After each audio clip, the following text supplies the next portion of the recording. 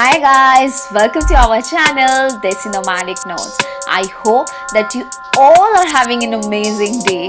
So today's video is gonna be a very special one and I'm really excited to take you all in this incredible journey. So in this video, we are going to show you the part 2 of walking through history, where we are going to share some major temples of Talakadu and also the history behind this mysterious place. Well, Talakadu is 45 km from Mysore and 185 km from Bangalore in Karnataka. So the first temple that we visited in Talakadu is Sri Vaidyanatheshwara temple. So this temple is dedicated to Lord Shiva, and what I love the most about this temple is the architecture. And each and every single piece of its architecture depicts a story which really fascinated me a lot. So just beside this temple, a small temple is also there, that is Sri Veerabhadra Swami temple. So from there we took a walk for around 5 minutes, and from here the actual magic starts. That is, everywhere you are going to see sand, and for me it's become quite difficult to walk. So I would recommend you to wear a comfortable slipper, or you can walk in a bare feet. I think that is going to be a better option. And from there we finally reached to Sri Pathaleshwara temple. So this temple is also dedicated to Lord Shiva. From there, after around 2 or 3 minutes walk, we reached to Sri Maraleshwara temple, and from Sri Maraleshwara temple we reached to Sri Chaudeshwari Amma temple. But in this temple it was quite overcrowded, so that's why we didn't get inside this temple. So we came out and we went to a park just beside the temple. That park was so old, but I must say it is so well maintained, and I really liked the park. It was so clean, and inside the park small idols of Ganesha and Shiva also there, which is quite old.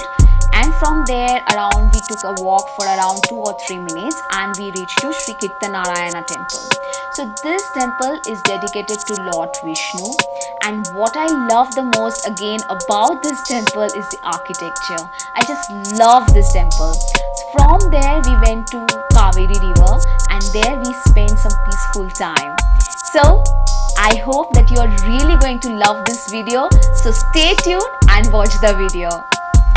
So for more videos like this, you need to do a very simple thing, that is subscribe my channel Desi Nomadic Notes, click the like button only if you like my video, and share it among your friends and family, and please do comments because all your feedbacks are really valuable to us.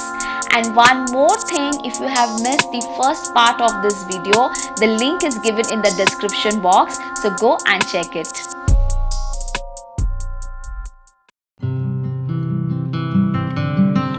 Apparently, Talakadu is named after the twin brothers Tala and Kadu. It is a folk tale, I suppose.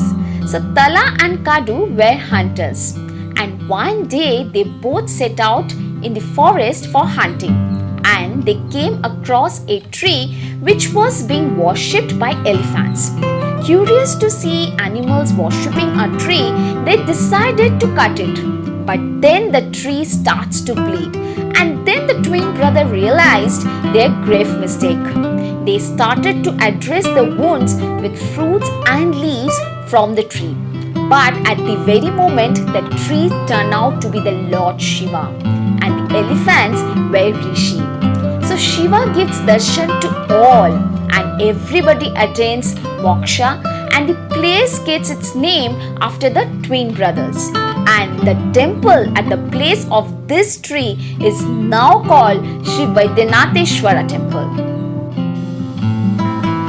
The Vaidyanatheshwara temple was constructed by the Chola kings who ruled this part of Karnataka in the 14th century. This temple was built in the Dravidian style and has 2 huge dwarpalakas standing at the entrance to the main temple. The doorways are intricately curved, and the outer walls too are covered in sculptures. There is a beautiful figure of Ganesha riding on his vehicle, the mouse.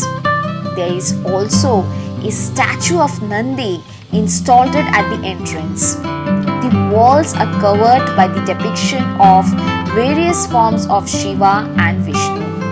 A beautiful chain of granite rings is sculpted at the one end of the outer roof. This rings hangs down from the roof with no joints.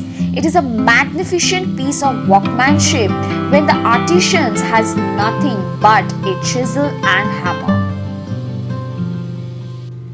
In South India, the most famous temples are marked by structures in stone, tall towers, sculptures, and intricate inscription. The history of South India is best understood by listening to the stories that the inscription carved on temple walls. They serve as the primary sources of information that helps us to recreate the past. So next time when you see an inscription, try and listen to its whisper. I am sure it has a story to share.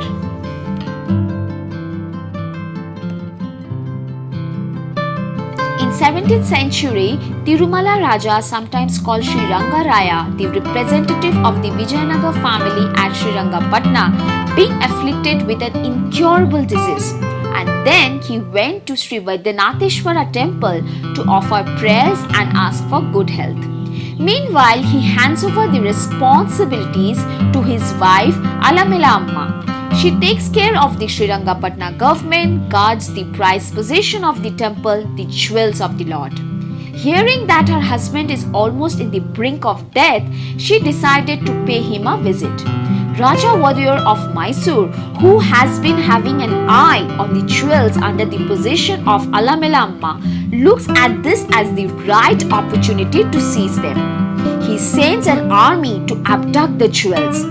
Alamela Amma, in order to escape from the hands of the king and his army, goes to the banks of the river Kaveri and throws all the jewels in the river water and committed suicide.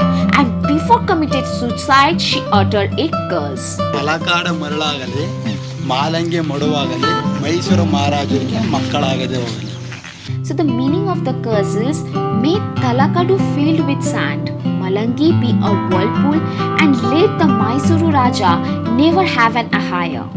The bend of the Kaveri river where she falls is known as Malangi. So Malangi turns into whirlpool and floods the area. Talakadu till today is filled with sand. It is terribly surprising to see the beach-like sand all over the place. It is said that the place was once very fertile, and no doubt in that, as it is on the banks of the river Kaveri. And the place was filled with nearly 30 temples, and all went under the sand. It is said that the sand seems to appear and grow in feet and keeps covering the town. Now, Archaeological Survey of India have successfully excavated few temples which include the Panchalinga temples and Kirtinarayan temple. It is also true that ever since the 17th century, the Mysore Wadiyars are finding it tough to have a natural heirs to continue its legacy. So to believe or not to believe is totally up to you. But it is quite fascinating to connect the dots.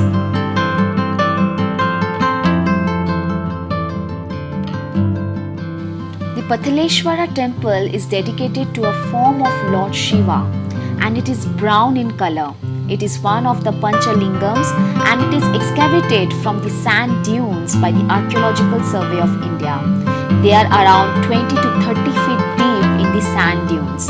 It takes around 10 to 12 minutes to reach this temple from the Vaidyanatheshwara temple.